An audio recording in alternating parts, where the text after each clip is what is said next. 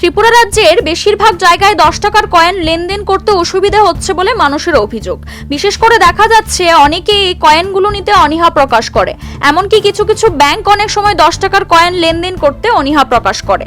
এই সমস্ত সমস্যা নিয়ে সম্প্রতি রাজ্যের অর্থমন্ত্রী প্রণজিৎ সিংহ রায়ের সঙ্গে আলোচনা করে অল ত্রিপুরা মার্চেন্ট অ্যাসোসিয়েশনের একটি প্রতিনিধি দল।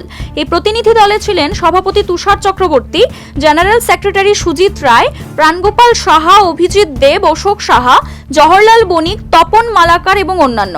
অর্থমন্ত্রী এই ব্যাপারে ব্যবস্থা গ্রহণ করবেন বলে আশ্বাস করেন। পাশাপাশি রিজার্ভ ব্যাংক অফ ইন্ডিয়া, আগরতলার প্রধান এবং অন্যান্য অধিকারীর সাথে এ ব্যাপারে আলোচনা করা হয়। ওনারাও ইতিমধ্যে ব্যবস্থা গ্রহণ করবেন যাতে রাজ্যে সর্বত্র 10 টাকার কয়েন লেনদেন হয়। অল ত্রিপুরা মার্চেন্ট অ্যাসোসিয়েশনের জেনারেল সেক্রেটারি সুজিত রায় একথা জানিয়েছেন। অ্যাকচুয়ালি আমাদের ভারতবর্ষে 10 টাকার কয়েন দীর্ঘদিন হয়েছে যে কয়েন মার্কেটে চালু আছে, রিজার্ভ ব্যাংক কয়েন চালু করেছে। কিন্তু দেখা যাচ্ছে যে কয়েনগুলো বিভিন্ন রকম কয়েন, 10টা 14টা কয়েন আছে 10 টাকার কয়েন।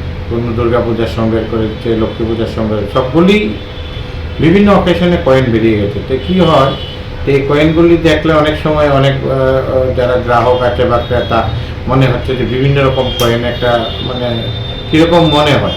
তাছাড়া আমরা দেখতে পাচ্ছি আমাদের রাজ্যে যে কয়েনের যে আপনার লেনদেন, এটা বিশেষভাবে লক্ষ্য করা যাচ্ছে না। কারণ আমাদের ব্যবসায়ীরা যখন এই কয়েনটা নেব নিয়ে আমরা কোথায় যাবো, ব্যাংকে দেবো। কিছু কিছু ক্ষেত্রে ব্যাংকও এটা অনীহা করে যে আমরা নিতে পারবো না, স্টাফ নেই, এইরকম বিভিন্ন ইস্যু আছে। তা আমরা কয়েন কোথায় রাখবো? এই ব্যাপারে আমরা রাজ্যের মাননীয় অর্থমন্ত্রী শ্রদ্ধেয় প্রণজিৎ সিংহ রায়ের সঙ্গে আমরা একটা বৈঠক হয়। উনি এটাকে বলেন যে বিষয়টা খুব জরুরি, উনি ওনার দপ্তর থেকে এটার ব্যবস্থা গ্রহণ করবেন। পাশাপাশি রিজার্ভ ব্যাংক অফ ইন্ডিয়ার যিনি আধিকারিক আছেন ত্রিপুরা স্টেট, অন্যান্য আধিকারিকদের সঙ্গে আমরা মিটিং করেছি। ওনারাও ওই ব্যাপারে যথাযথ ব্যবস্থা নেবে। খুব সম্ভবত এই সপ্তাহে একটা মিটিং ডাকবে রিজার্ভ ব্যাংক।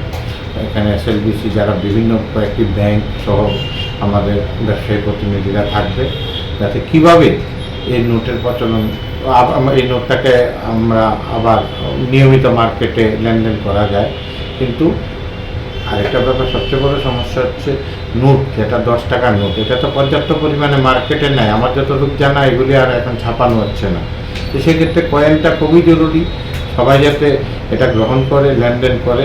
আমরা দাবি রাখছি যে রিজার্ভ ব্যাংকের কাছে ব্যাপারে যথাযথ পর্যাপ্ত ব্যবস্থা নেওয়ার জন্য।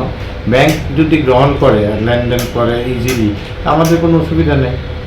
নিশ্চয়ই আমরা আহ্বান রেখেছি বিভিন্ন, বিশেষ করে O2 যে পয়সাটার বাজারে খেলতে O2 এবং আমাদের বিভিন্ন বাজারগুলিতে যে এখানে গ্রাসরুট লেভেলে ব্যবসায়ীরা আছে, ওই লেভেলেও আমরা অ্যাওয়ারনেস শুরু করব আগামী আপনার সপ্তাহ থেকে। আগে মিটিংটা হোক, রিজার্ভ ব্যাংকের যে মিটিং করবে এই সপ্তাহে, আশা করছি একটা মিটিং হওয়ার পরে কী ডিসিশন হয় সবাই মিলে আমরা এটা ভারতবর্ষের পয়সা, রিজার্ভ বৈধ পয়সা, এটা চলবে না কেন? আমাদের রাজ্যে চলে না যেমন, আমার তুলনা করে কোনো অসুবিধা হচ্ছে না। আপনি যান 10 টাকার করে নিজেরই চলছে, আপনি সাবরুম যান চলছে। কিছু কিছু জায়গায় দেখা যাচ্ছে, কোয়াইটে কিছু কিছু জায়গায় এটা সমস্যা হচ্ছে, বিশালগড়ে যেমন হচ্ছে না, ওয়েস্টে তো আমাদের আগরতলা থেকে ধরে বিভিন্ন এলাকায় প্রবলেম হচ্ছে। এটা আশা করি এটা অবাঞ্ছনীয় না।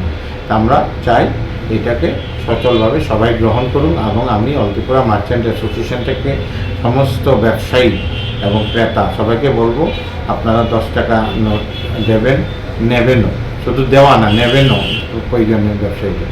এটাই আমাদের মূল উদ্দেশ্য ছিল 10 টাকার কয়েন নিয়ে যে আলোচনা। CRI TV, channel for news and entertainment.